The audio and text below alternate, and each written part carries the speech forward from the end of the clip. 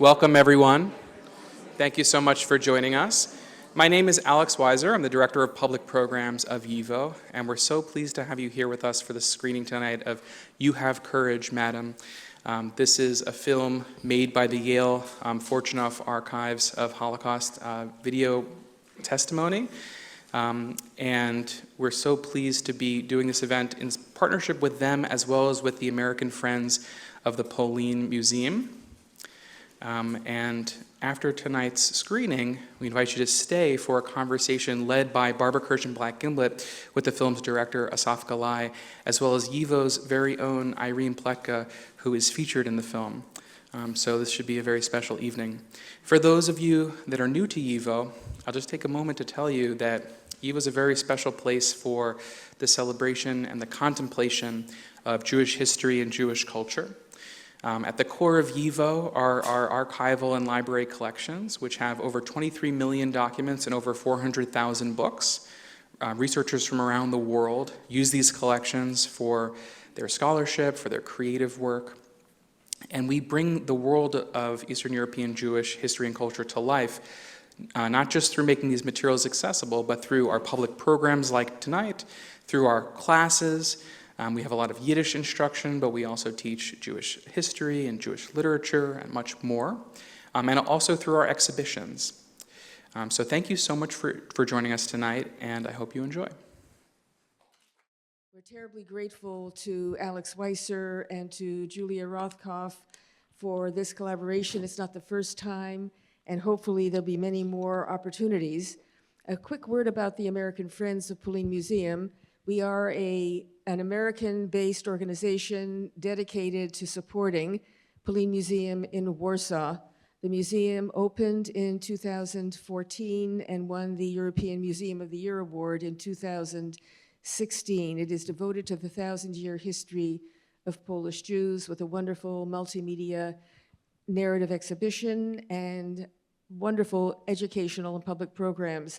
I do hope that if you have not already come to Poland, to Warsaw, and to Polin Museum, that you will do so.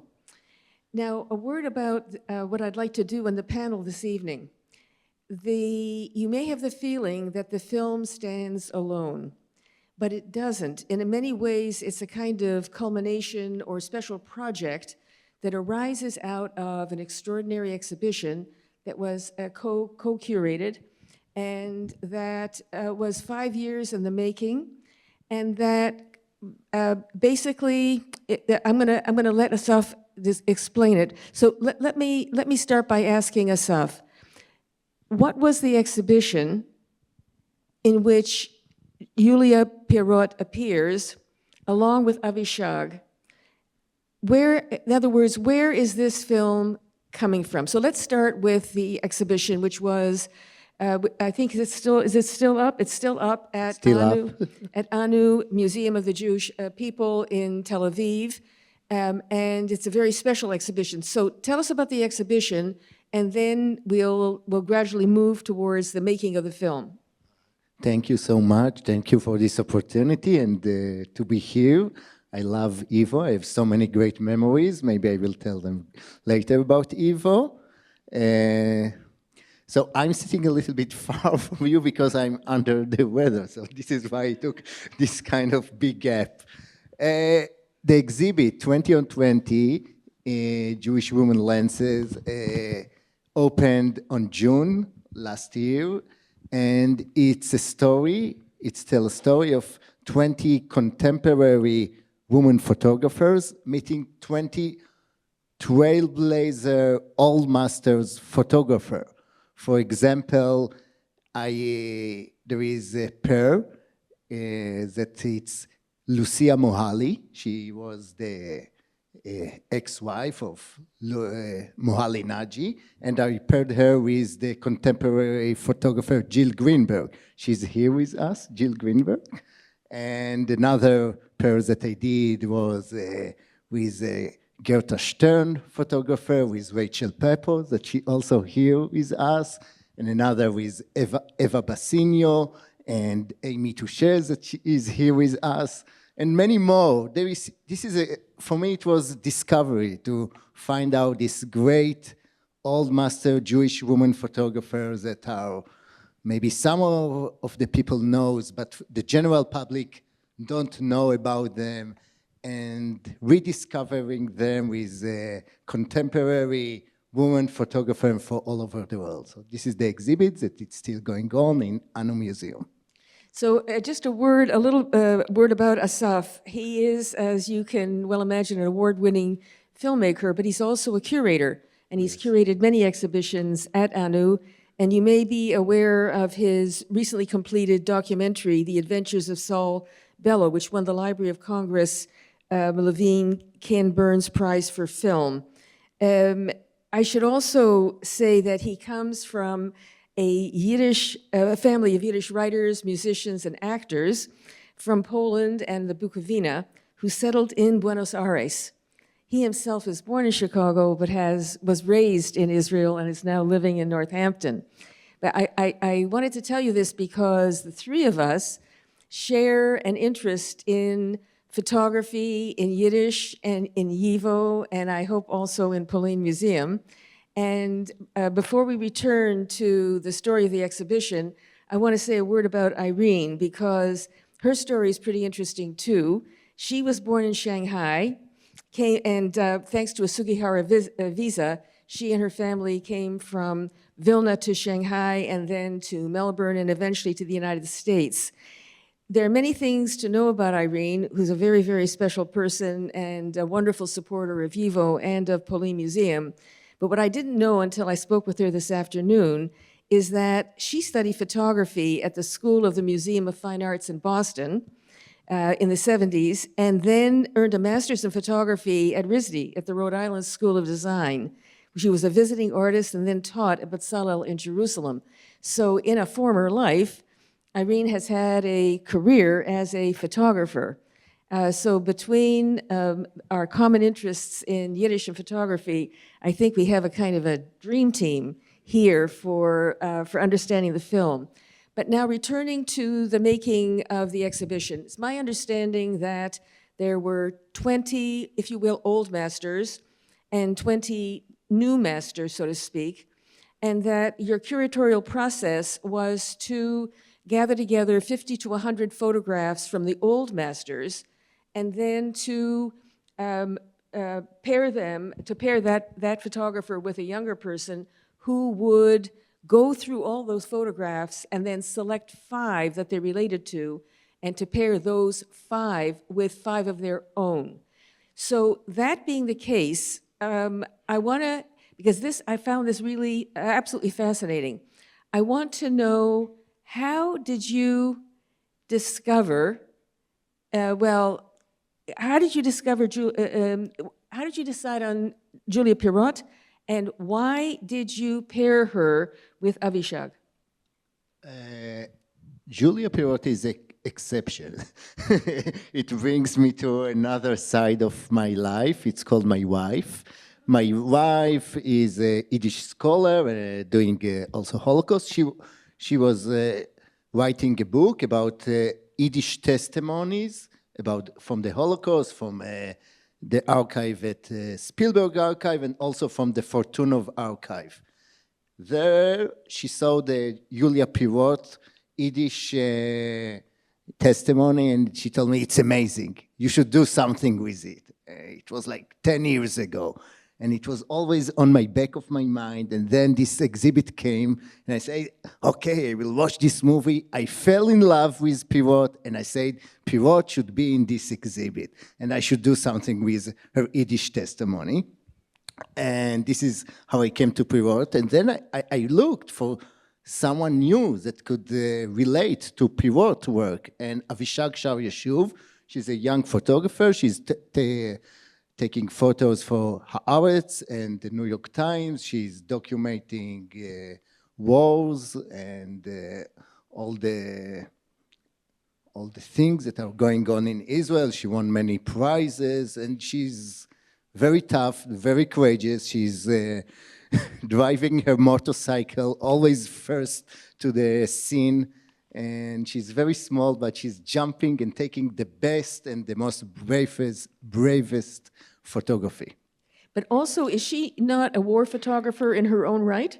Yes, she's like a war photographer. She goes to war zone. She's very But big. also, did she not have a recent project where she was photographing the aftermath of October 7th? Yes, she did a big exhibit about October 7, the aftermath, and about the hostage. She's doing a lot of photography and exhibits, and it's also in the New York Times. You should Google her. So let me ask this: Did you choose her to go with Pirotte, or how did? Yes, it was I your chose decision. her. It was my as a curator. The first thing is to doing the matchmaking. Shidduch is everything in life. Well, but I understand. Actually, I should mention this because I found it really quite delightful that you said to me that you met your wife, who's a wonderful Yiddish linguist. You called it the Yivo Summer of Love. Yes. Do you want to explain what you meant? Wow. So it was 22 years ago, maybe. Me and my wife studied here in Ivo, the summer program. We met. I came from Israel. She was a student here in the university. And also we had a guest lecture about Jewish food and recipe of Barbara. I don't know if you remember. I do. And it was great. And then I met my wife in the Ivo program. Later we married, we moved to Tel Aviv, and she was a professor in the Tel Aviv University for Yiddish. So this is Ivo for me, the Yiddish love.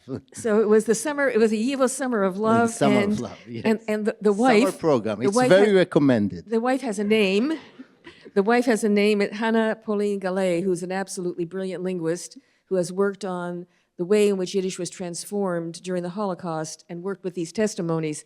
And she's the one really who, when she saw the Pirotte testimony, she said, this is absolutely phenomenal. Yes. So, Irene, I wanted to ask you, when we spoke about this evening, and I had asked you whether you were aware of Pirotte's work before embarking on this project. And so I wanted to ask you, can you describe your first sort of moment of encounter with Pirotte and with her work?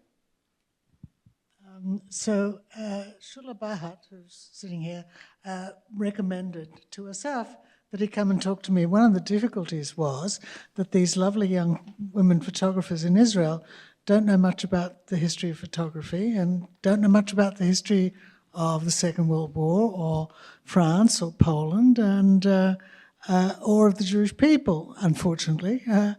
And so I thought that I was being brought on board to be a sort of a resource. And a guiding tour. What's that? A guiding tour. Oh, right, a tour guide. A tour yes, exactly. And I knew Poland, and Yes.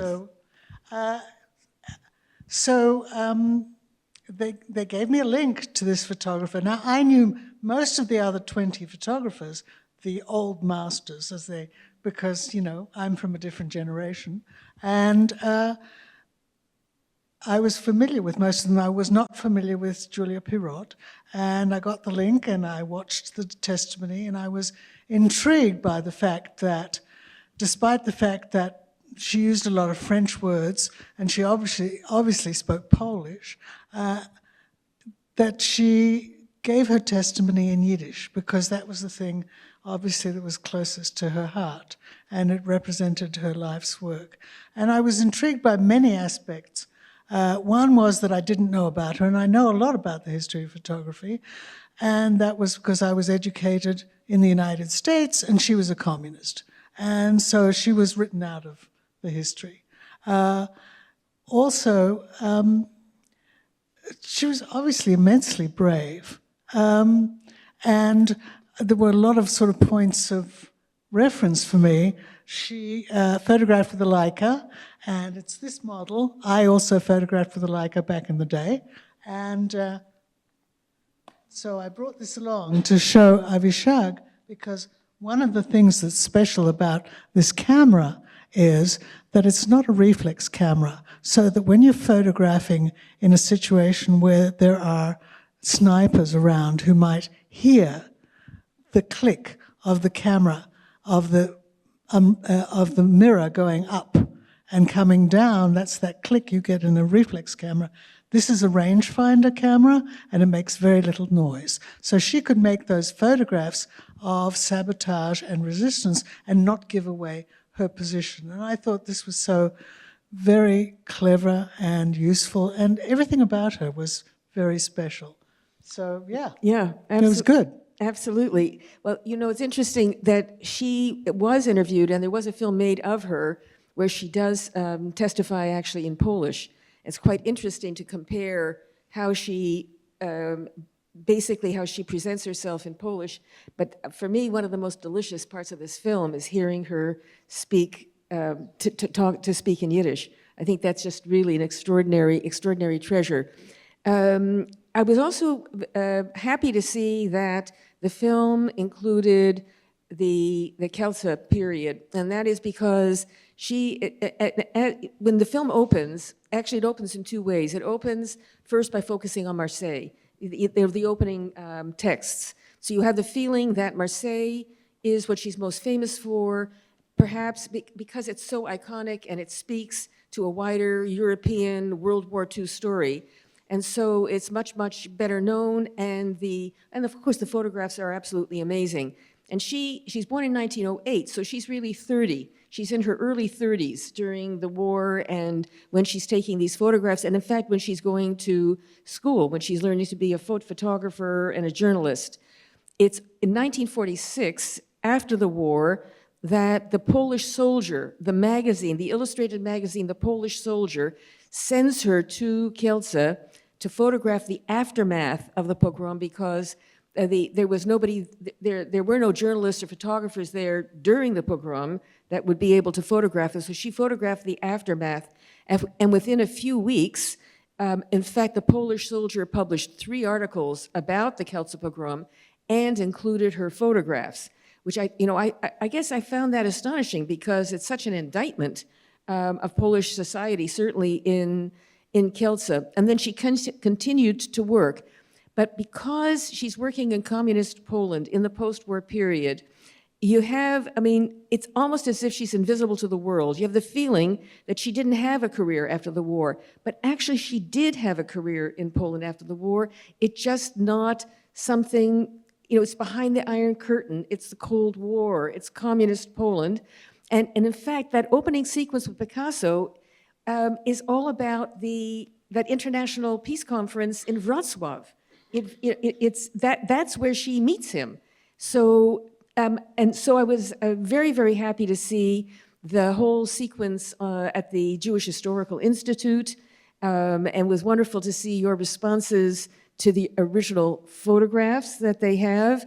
And not all of the Kielce ones have survived. She said, over 100 of them, and then many of them were confiscated. So we don't really have all of them. But I did want to say that her Kielce photographs of the pogrom, or the aftermath of the pogrom, play a very, very important role in the post-war gallery of Polin Museum of the History of Polish Jews. We use them there in a very discreet and very careful way to present that horrific event, and as you rightly point out, the emigration that followed.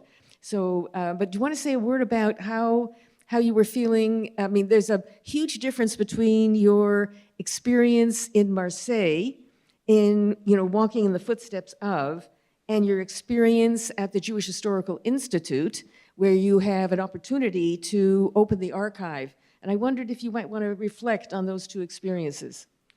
Well, the issue was that Marseille was fun. It was a bustling port, and we could talk about a whole lot of things and move about. Kielce was, as you saw, deserted. It's a very quiet place, and it's something, the resistance is something that is glorified in France. The Kielce pogrom is, everybody makes their best effort to make it disappear in Poland. It is not something that anybody particularly, although they have a commemoration every year, and they quickly want to point out that these were rogue elements, these were, they don't really want to own it. And the resistance in France, they want to own every bit of it. They don't want to own the fact that they were mostly communists, because that they also whitewashed. But, you know, I found her a very tragic figure because she was a dedicated communist. She went back to Poland from France after the war, thinking that they could create a workers' paradise in Poland, and that didn't happen. And then '68 came around, and her career evaporated. She lost her position at the magazine because in '68 there was this anti-Semitic, essentially, program in Poland, and an enormous number of people left. She really didn't have an option to leave because she was already by then in her almost 60 and did not have the wherewithal to go and live in France or in Belgium, where, you know, she might have done. And you saw that she was asked in the testimony what the outcome had been, and she had thought that they were fighting the last war against fascism and racism and against war. And of course, that was not the case. That's a pretty galling way to end your life. Absolutely. And I had asked, I had asked you earlier about the Kelsa photographs. In other words, I asked you whether you had presented the range of Pirotte's work to Avishag or only the Marseille photographs, because I understood that you would, for each of the masters, pick 50 to 100 photographs to present to the new masters and invite them to select 5 and then 5 of theirs and make the pairs. So what exactly did you show to Avishag? I don't remember exactly. I must be honest. I made this process with 20 more photographers, so I forgot most of the. I think that I didn't show her the Kelsa photos. You did? That's for No, sure. I no. didn't show. This is for sure. Why not?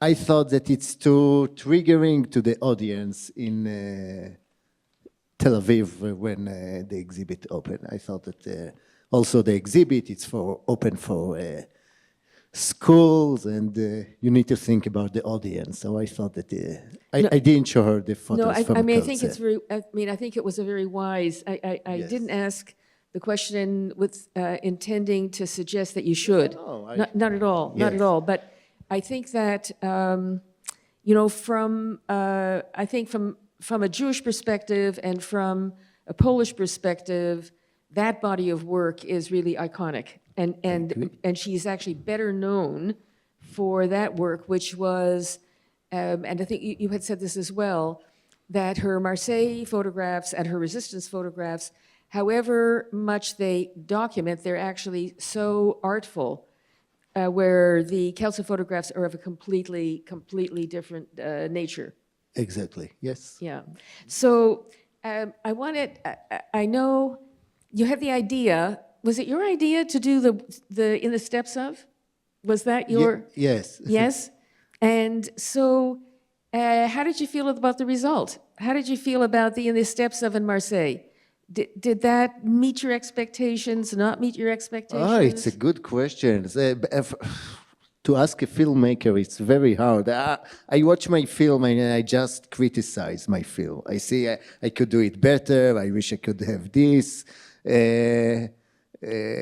We were shooting only 2.5 days. This was the whole budget. We shoot 1 day in Warsaw, half day in Kelsa, and 1 day in Marseille, something like this. We were really running all over Europe in 3.5 days. So, and I think that it was important. It was a good moment there between Irene, that she's the old master, that she's telling to Avishag. Avishag, she's a great photographer, but as many photographers, she didn't knew anything about Pirotte. She was learning from Irene knowledge about history, about photography, and she was asking her, and it was some good dialogue there in Marseille. I didn't like the city Marseille. So let me ask this. The young photographers, did they approach, and in this case, Avishag, did they approach the corpus of photographs from their partner, so to speak, simply as photographs? Did they want to know more about the photographer, the photographer's life, the circumstances, I will speak in their name. There are here 3 of them. I hope I will do it. I think that most of them really, like Jill, Amy, and Rachel, really got into this photography and learned so much and became so much inspired with this old master photographers that most of them never heard about them. And they were like, really fell in love and learned more and more. And I think that they are now part of the work. Okay, so I have one last question for, well, maybe 2 last questions for both of you, and then I'd like to open it up to the floor. And I especially hope that we will hear from the 3 photographers that have joined us. I hope that I give you a little forewarning. I don't want to make you uncomfortable, but I think that the people who are here in the audience would really, really love to hear from you. So be prepared. So I wanted to ask each of you, first of all, Irene, what for you was the most moving, what were some of the most moving moments for you in the course of making the film? Certainly walking down the street in Kielce, past the house and all of those memorial plaques in the sidewalk. I mean, that's the place where people were murdered. People who had survived the Holocaust and who, the horror was over and they were going to rebuild their lives and they were in a safe space. And then that happened. To stand there and experience that and have this young woman who had just come back, she interviewed a lot of people who survived October 7th. And the comparisons there were so potent and so heartbreaking. That was for me a very, very important moment. But I will say, we did an awful lot of laughing and it was a lot of fun. And I don't know how Asaf makes movies, but 2.5 days, and he gave me no direction, and it happened. I mean, it's got this magical touch. It was and a star was born. And so now, Asaf, what were for you either one or more of the most moving and memorable moments in the making of this very quick film? I agree with Irene. It's the same moment in Kielce. It was also, I think it was a holiday, a Polish holiday, I forgot. And people were coming to us a little bit and like asking, why you are taking photos here? Why are you a spy? Are you a spy? Yes, are you a spy? Why you want to take over our property? It was something tense in the environment there. Yes, I agree with Irene. This was very... And then, so the very, very last question for you, what would you like the audience to know about Julia Pirotte beyond what they have seen in the film? Is there anything about her that you would like them to know or to remember in particular from the film? If you want to try on that one. So I think the thing that I spoke about when she speaks at the end, that she had essentially dedicated her life to an ideal that didn't work out. And that was tragic. I think, all of the work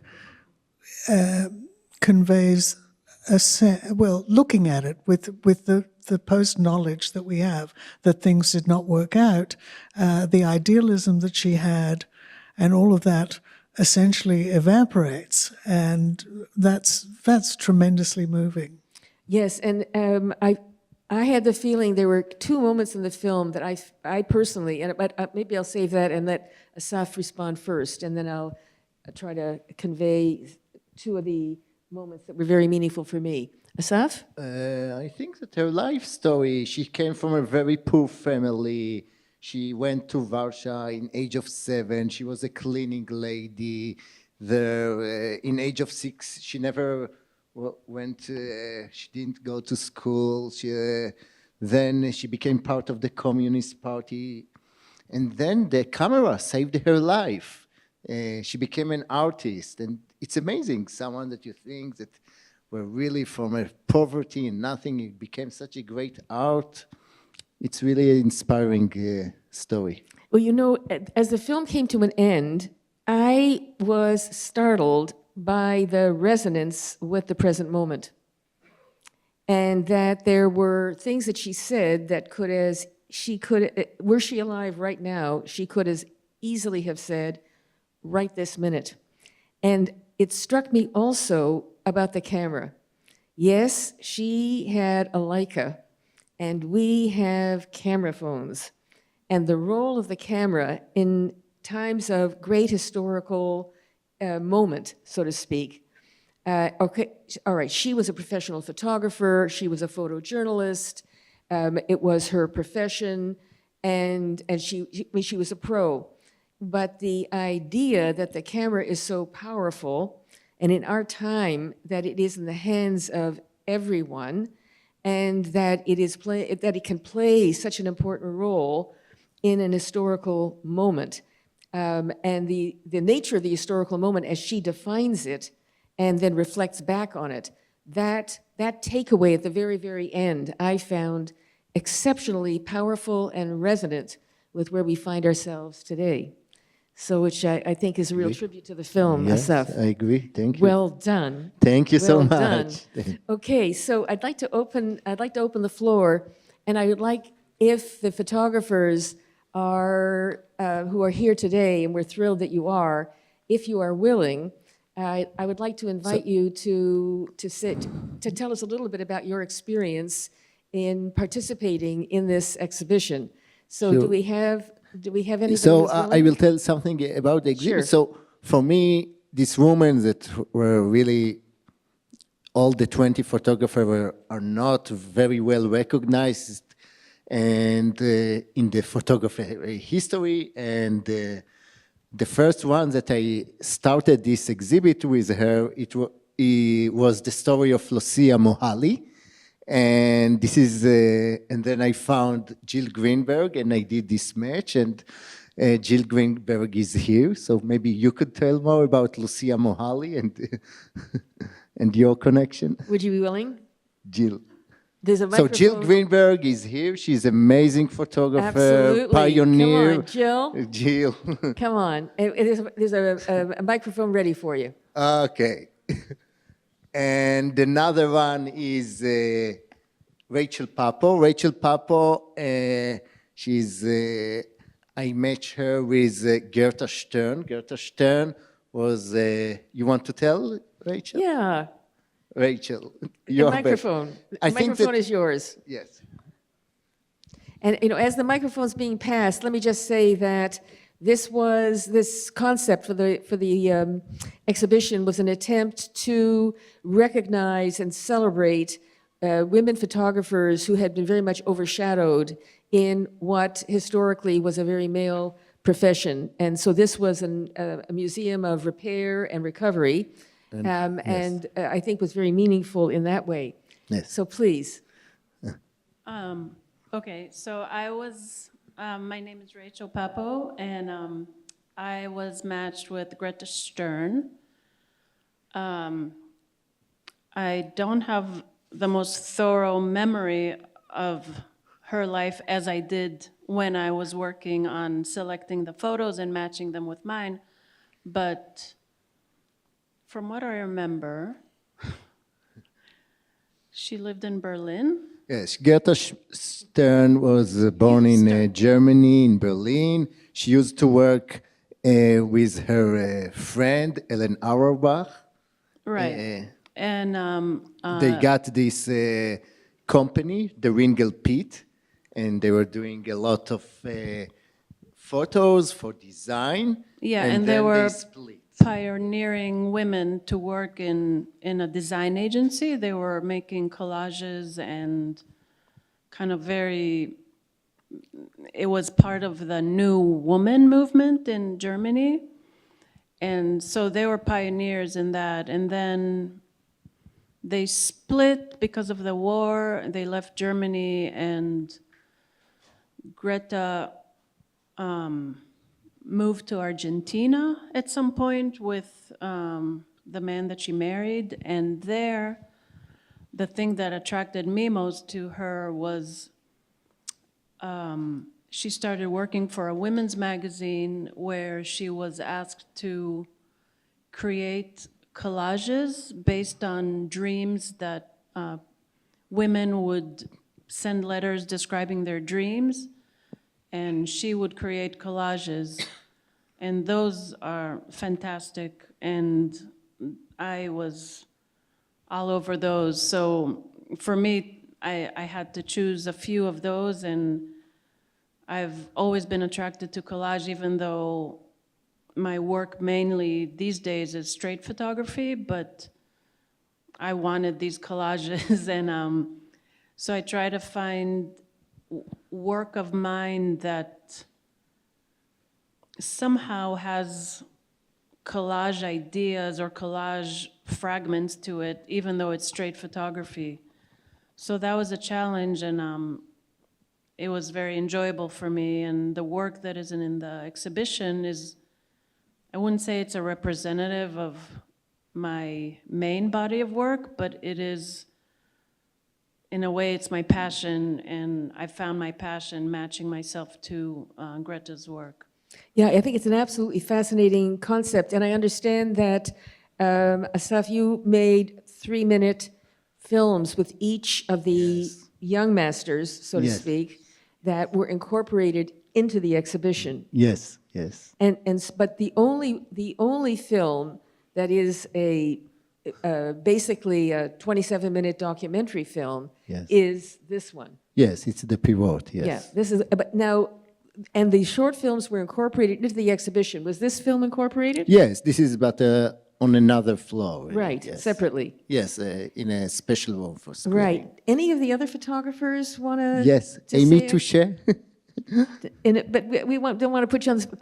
Was you? Too late. You already put us on the spot. Don't apologize Absolutely. now. It's the best too place to late. be. Yes. We had no idea. We've all had 2 martinis. No, no. I'm sober at least. Yeah, I know. My name is Amy Touchette. I was paired with Ava Beshnio, who I had never heard of. And I think it's fair to say this was one of my all-time favorite commissions as a photographer, because it was so different. I'm so used to working alone, producing my own work, looking at my own work. Instead, I spent a long weekend, a long, cold January weekend where there's hardly any light, in my studio office, which is a really productive place for me, and started looking through all of Ava Beshnio's photographs and saw so many connections. For one, both of us used Rolleiflex cameras. And also, Ava Beshnio photographed to learn it as an art, but also to make money as a professional. But I really felt that, you know, she was raised in Hungary, moved to Berlin for a second, then straight to Amsterdam, I think, where she went underground until it was safe to come out again, and ended up photographing a women's movement. Her life was so rich with photography, but I think underneath it all, she photographed for the same reasons that I photograph, which is to find the joy in humanity and to interact with people. So some of the photographs that I ended up pairing with mine were uncanny in the perspectives that we both saw, like bone chilling. And, you know, it really was so wonderful to make those connections, even though at the same time I saw she's actually a much more dynamic photographer than I was, much more experimental in her frame, and really just moved around so much in her subject matter, and I'm a real street photography junkie, so anyway, it was lovely, and it was like I was having a seance with Eva Beshnio for 3 days, and it was remarkable and extraordinary, and you know, I wish I met her, because she didn't pass away all that long ago, and she was very articulate until the very end. And yes, I went through all of her photos first, and then I got to know her bio, and kind of tried to find whatever I could of hers on the internet, and yeah, just went through it piece by piece. But it was really lovely, and it was nice when Asaf and his film crew came through, and we made some film in my house. And Amy, she's a street photographer. She lives in Williamsburg, and she's taking... Bed-Stuy. That's okay, but I have made photographs in Williamsburg that were paired with Eva Beshnio, Yes. so that's it. No offense, Williamsburg, she's no taking shade. a lot of the ultra-Orthodox and the people, not just ultra-Orthodox, live. So she's a great New York street photographer. Wonderful, We had thank a lot you. of fun. Thank you so much. And do we have a third photographer here? No, okay, but thank you both for sharing that. I really appreciate it. So we've got Shula over there, and we have somebody, yeah. Shula, there's a microphone coming your way.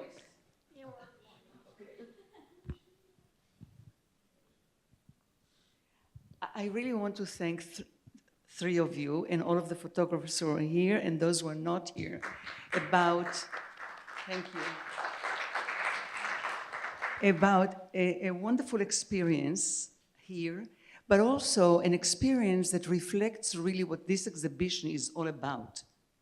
It's so unique. It's an art exhibition first and foremost, but the Jewish story emanates from it even now in the comments that you made. I feel that your participation added to your own Jewish story. And I met none of you, but I will. But I met 4 of the other current photographers, and I was amazed what impact the exhibition had on them. Right. And I think that's important because it has an impact also on the public. And our hope is that this art exhibition will go to many museums, art museums, Jewish museums, because we can all learn from it, whether we are Jews or we are anything else, we can learn from it. And another thing that I wanted to mention, since I represent ANU in North America, the women, and you, Barbara, mentioned something about that, women are very important in the exhibition. They're as important as they should be and should have been throughout the years in history. And the museum as a whole really weaves in all of its exhibitions and all of its discussions the role of women as it is and not as it seems to have been in the eyes of those who judged not to expose women in the way that they are exposed in the exhibition itself. So I want to thank Ivo as well for hosting this event, and you, Barbara, and you, Irene. Because of you, I consider myself a casting director. And of course, you... That's right, because you're responsible. You are responsible. I'm a matchmaker. Yes, you proposed, I'm a right, you matchmaker. proposed Irene. I meant to mention that. Absolutely. Anyway, thank you very much. And of course, to you, Asaf, it's a great film. Thank you, Shula. So, do we have any other questions or comments from you? So we've got Agi, and we have a gentleman over here.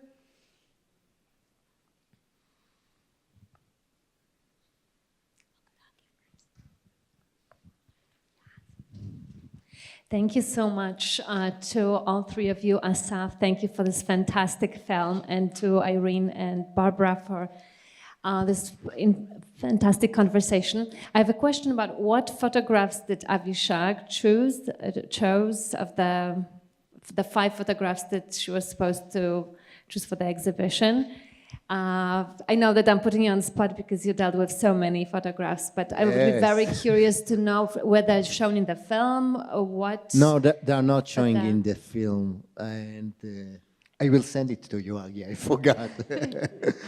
And also, There are like, more than 200 photos in the exhibit. Yeah, the exhibition, you know, if you have 20 photographers, 5 each, it's 200 photographs. But it was interesting, I think your question is very well taken, because I realized in watching the film that the audience would not know that it's connected to an exhibition, and that the premise of the exhibition is completely different from the premise of the film. Yes. So for me, the interesting part of this conversation is how to connect them. And I think that's really, your question is very well taken. So do you recall like how the pair, how Avishag and Pirotte paired? There were only 200 photographs. Yes. No. Okay. I need to be honest. No. But there is a catalog. There is a catalog. Yes. It's coming out. So Yeah. there you can see. Yeah, and I'll look forward to that as well. Yes, the you. gentleman Thank here? Okay, there's a, yeah. Well, this was quite an experience on a lot of different levels, and my only question is there any chance of this coming to New York? You mean the exhibition? Yes. It's a good Why not? question. Why but not? I think, yeah, I think that it would be an absolute natural, and I'm sure that Anu will be making every effort to bring it here. But I want to invite you all to come to Anu. Yes. All you have